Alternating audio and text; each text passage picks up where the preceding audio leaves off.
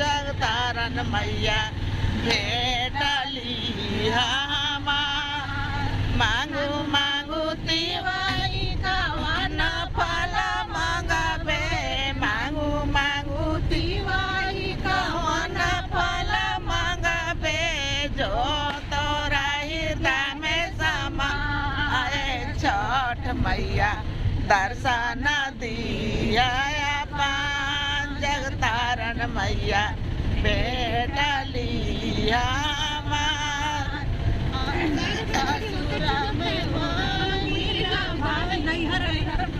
नैहर में मांगिला भाई रे भतीजवा नैहर में मांगिला भाई रे भतीजवा ससुरा में भरल भंडारा छठ मैया दर्शन दिया जगतारण मैया